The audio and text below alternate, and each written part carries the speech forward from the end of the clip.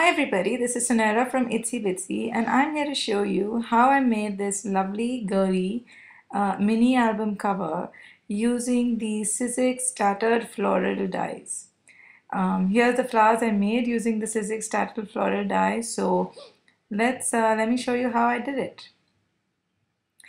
Now the things you're going to need for this project is of course the Sizzix Tattered Floral die. It comes from Itsy Bitsy has two packs. One is this one is the mini pack which has two of the floral dies, and this is really convenient if you're on a budget. So I'm going to use this particular die within that set. You're also going to need some rhinestone stickers. I've used a chipboard embellishment.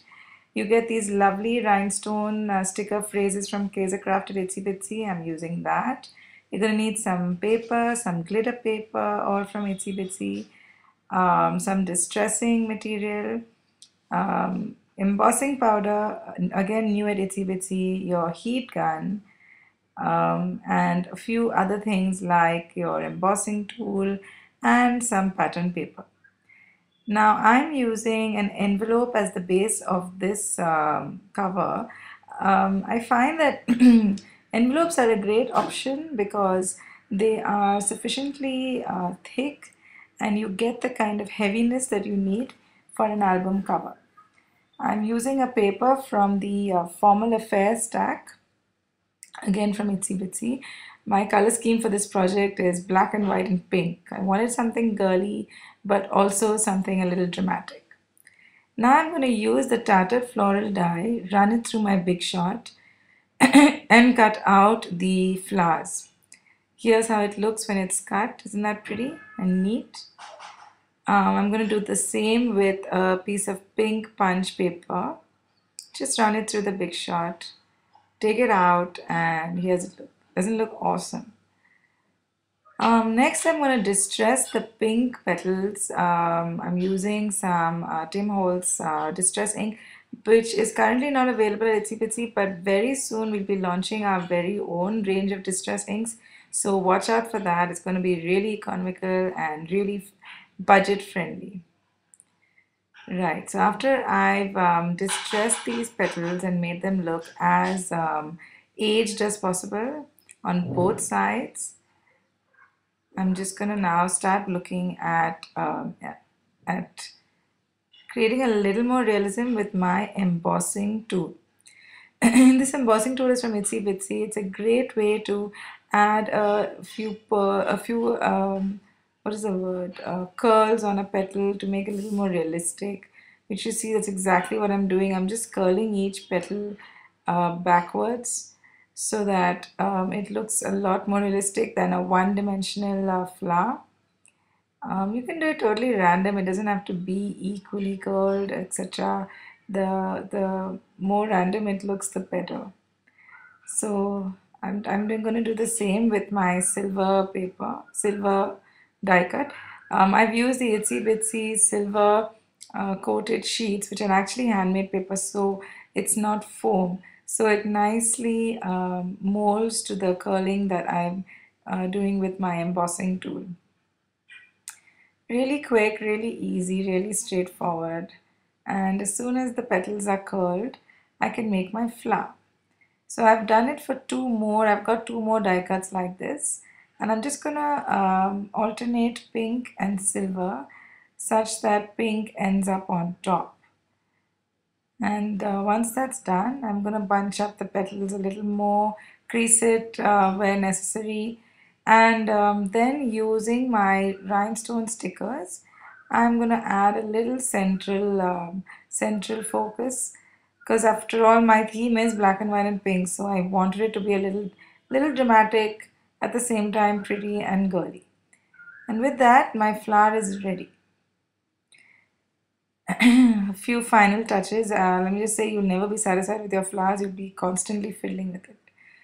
I've done a few more flowers, about 3 others, and I'm now ready to start putting together my album. I've got some alphabet tags from Itsy Bitsy to label or to create the title, which is going to be The Princess Diary. And for the central portion, which is the princess bit, I'm going to use this rhinestone sticker from Itsy Bitsy and glue it on top. It's really convenient. It already comes with adhesive at the back. You just have to peel it out of the backing and just place it exactly where you want it to be. And it adds just the right bling and drama to this whole project. I love it. Now, when I'm happy with the layout of my project, I'm going to now start gluing things in place. I'm using some double-sided tape for the title because I wanted it to be a little dimensional, pop out a bit. Then I'm going to just use my glue gun and glue everything else in place exactly where I want it. I find for these projects the glue gun really works best, especially for projects which you want to preserve for a long time, because the glue just holds firm and you can rely on it staying intact for as long as possible. All other glues not so much.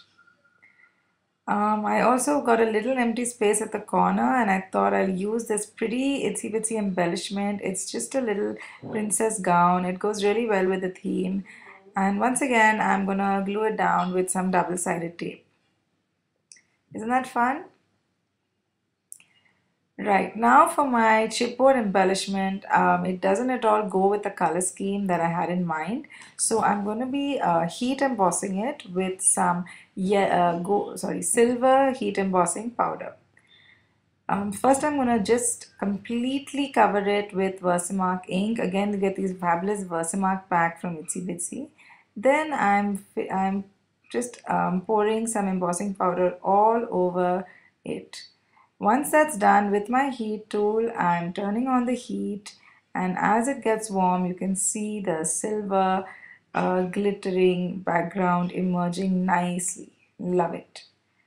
So that's my final touch to the project. All I got to do is glue it in place, and I'm pretty much done. My album cover is finished.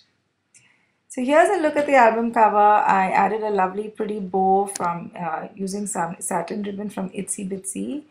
I also mounted it on a piece of white chipboard. Here's a close-up of the lovely princess dress. I added some rhinestone stickers on it to add a little bit of pink to complete the look. Here's that gorgeous chipboard embellishment that I was talking about. It's all beautifully heat embossed with silver embossing powder. Isn't it transformed?